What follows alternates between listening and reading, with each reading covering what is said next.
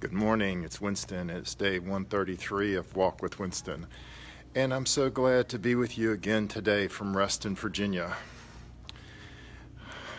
You know, the last few days I've talked about this season of life, this season of the year, where people have wonderful intentions and they have had this blank slate mentality and they've dreamed and imagined a future that is brighter and bigger than anything that they have experienced lately.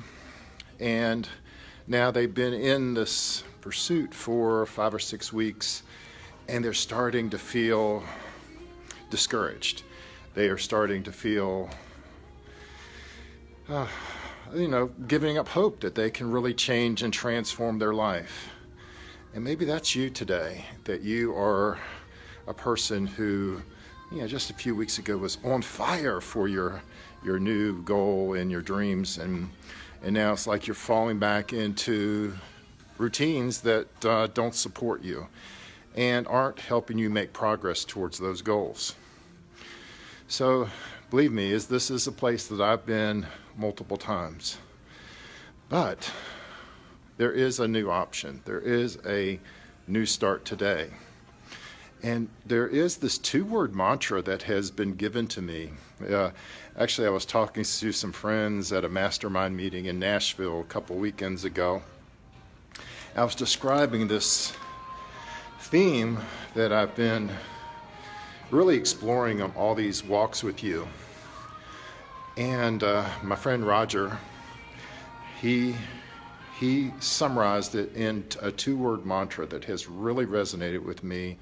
And I think it's a very powerful phrase that I believe can not only help you, but I think it can really inspire you and propel you into this future. The 2 words, begin again. You can take those words and separate them. In some cases, we just have to begin, right? We have to get started with taking one small, consistent action that can become a keystone habit that will move us towards the goals that we have. But I think the second word is even more powerful, which is again. And so, if you think about the literature that we love, or the movies that we enjoy, or the stories of triumph, most of the time those are not straight line progressions where the hero or heroine go from an intention and a decision right straight into success. Normally there are bumps and bruises and curves and dips that derail them for a time. And so the hero or heroine of our story typically has to dust themselves off when they fall off, and they have to get back up and start again. They have to begin again. And as I reflect on my life, there's been so many times that I've had to completely begin again. I can think of 3 times specifically, but probably more like a dozen times generally, that I've had pretty significant adversity in my life. And I've had to find the fortitude, find the inspiration, find the will to get up and start over. So probably one of the most important ones in my formative years was, and I've shared this story before, was when the certain path for me to go to college and be the first one in my family to go to a 4-year school was playing football in high school.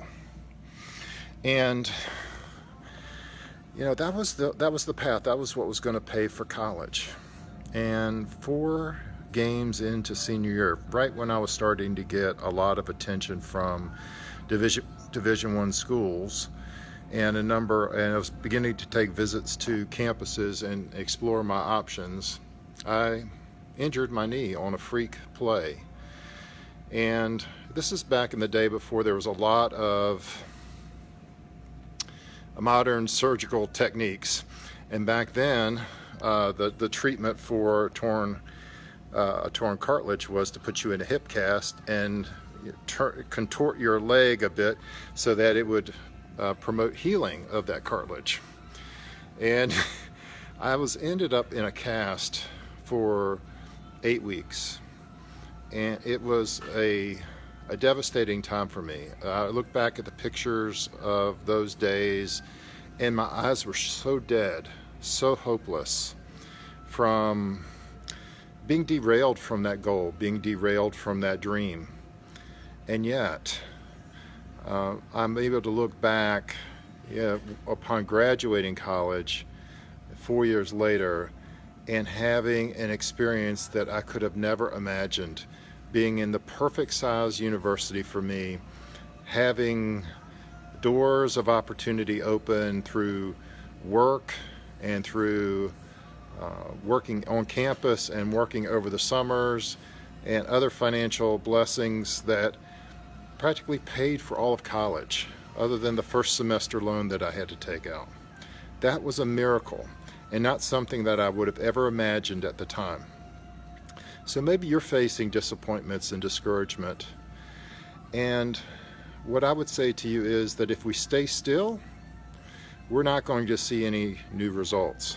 But as we take small daily steps, and it may not seem very inconsequential, these steps that we're taking, or very significant, but because we're in motion, we get clarity, and because we are moving towards